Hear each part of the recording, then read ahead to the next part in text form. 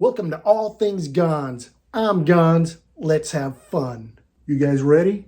Let's go get the wolf. Hello, and welcome back to All Things Gonz. I'm sitting here waiting for the wolf because he's always late. Guess what today is? Wednesday.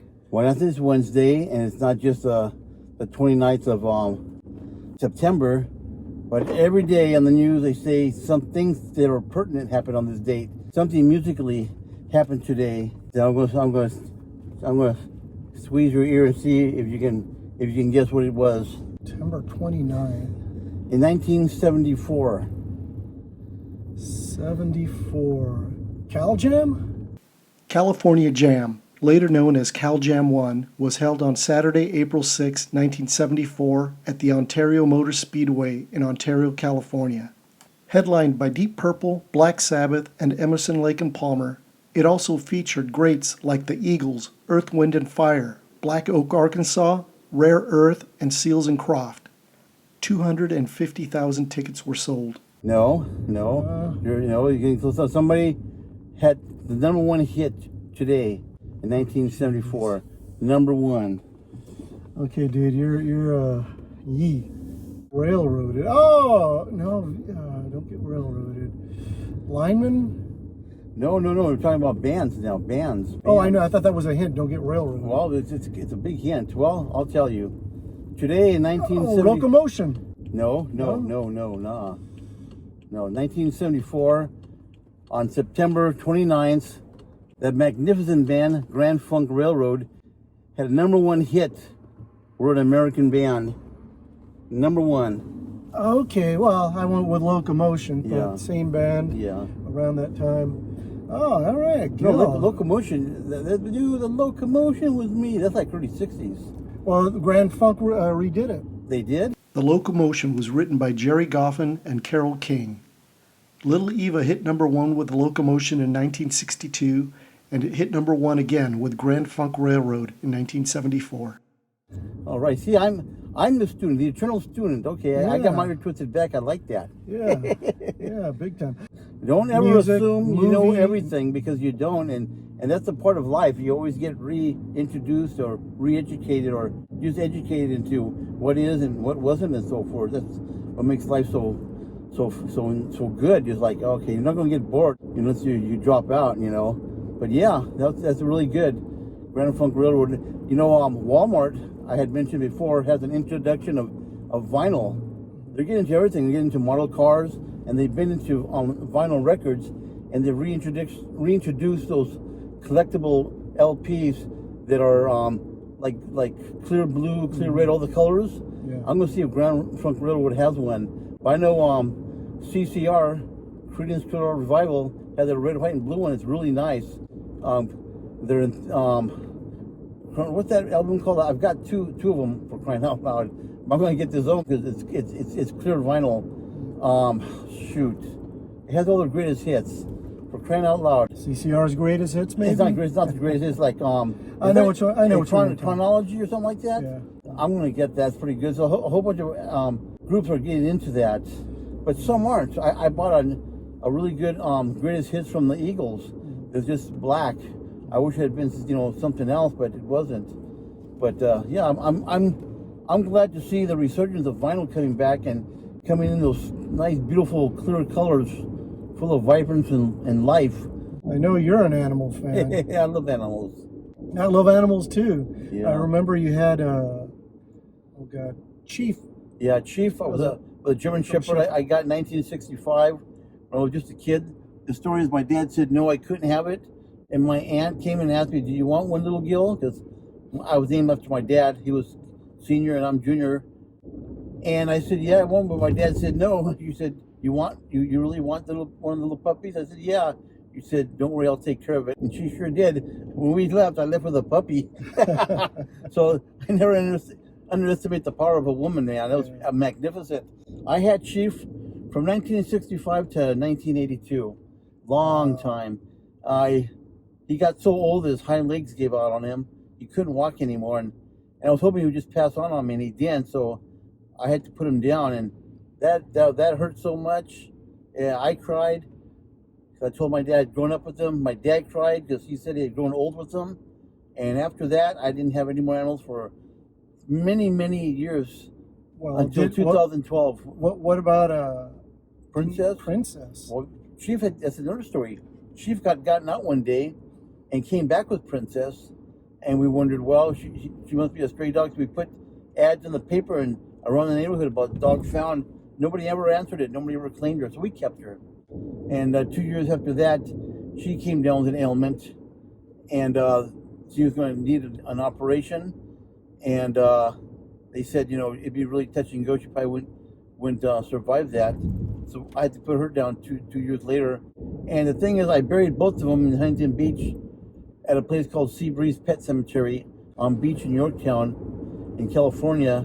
And I never regretted it. In fact, I'm going to have to go by there and give him some flowers. Mr. P was telling me that he had the full-on funeral. He had a priest, pallbearers, everyone wore a tux. And he's like, yeah, I had everything. I go, was the Pope there? He's like, yeah, the Pope was there, Gorbachev, Jimmy Page, Mr. T. They had a flyby.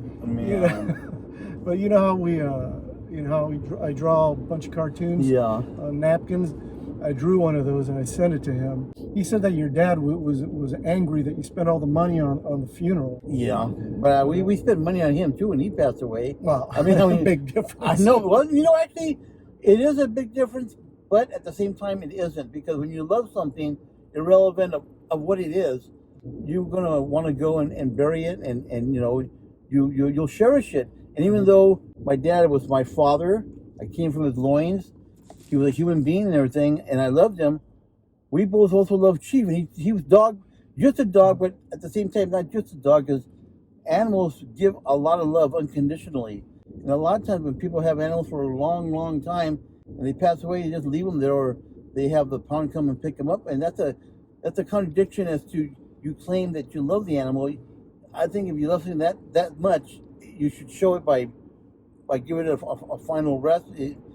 Bury it or something. You can't just have someone pick it up and take it somewhere. You wouldn't do that with your family. Well, some of you might want to, but usually you won't. And I've always found that interesting, how people's outlook a lot of times contradict their actions.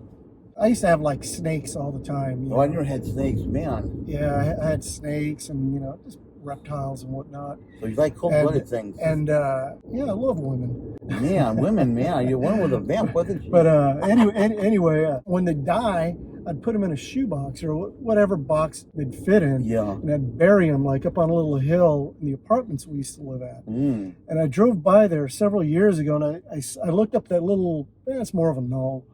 And I'm like, wow. I go, if somebody was to do a lot of gardening there, they'd find a whole bunch of skeletons of snakes and, rats or, whatever I buried there. Yeah.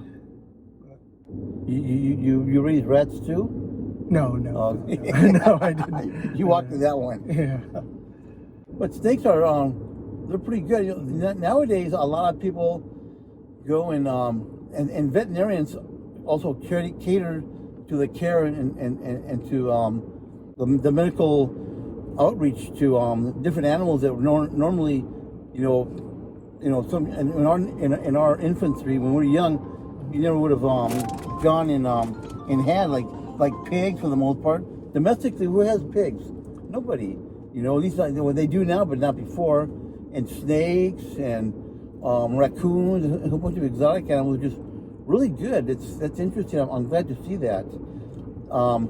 Another note today, I saw in the news, they officially acknowledged the extinction of a bird, a certain bird, like a woody woodpecker or the pecker bird or something, that it had gone and years back had been seen, but nobody in any capacity could acknowledge that, it's still around. They've looked and looked and looked for this thing, and it's nowhere to be found. So they've officially acknowledged it as being extinct. So on our watch, something has gone extinct. I have good news and bad news. The good news is Woody Woodpecker is still alive.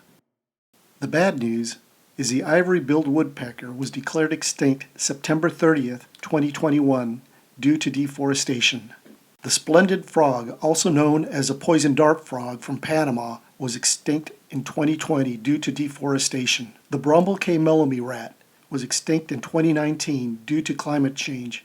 It had a 10-acre habitat in northern Australia. The Baiji dolphin was a freshwater dolphin and was extinct in 2020 due to fishing nets and snag hooks. The ghost cat, also known as the eastern cougar from New England, U.S., was extinct in 2018 due to overhunting. The woolly mammoth went extinct in approximately 8000 BC due to climate change and human hunting. Elephants continue to roam the earth. For now. Which is sad, because here they are, they're talking about bringing back the woolly mammoths, a saber-toothed tiger, ancient things that their diet would dictate that they couldn't survive anyways, or it'd be labored, but yet they allowed something else that existed to go to the wayside, which is sad. If they bring back the woolly mammoth and start feeding it, all the food that we have now, the grass, before you know it, all the hair is going to fall off, and you're just going to have a damn regular elephant. Yeah, well, I think the thing is that when you want to bring something back, you have to bring its surroundings back. You have to study what it ate and what it might have eaten, like grass. Like I have cats. I'm a cat man. I went from dogs to cats. I know that sometimes my cats, Pepper, she's the only one I let out.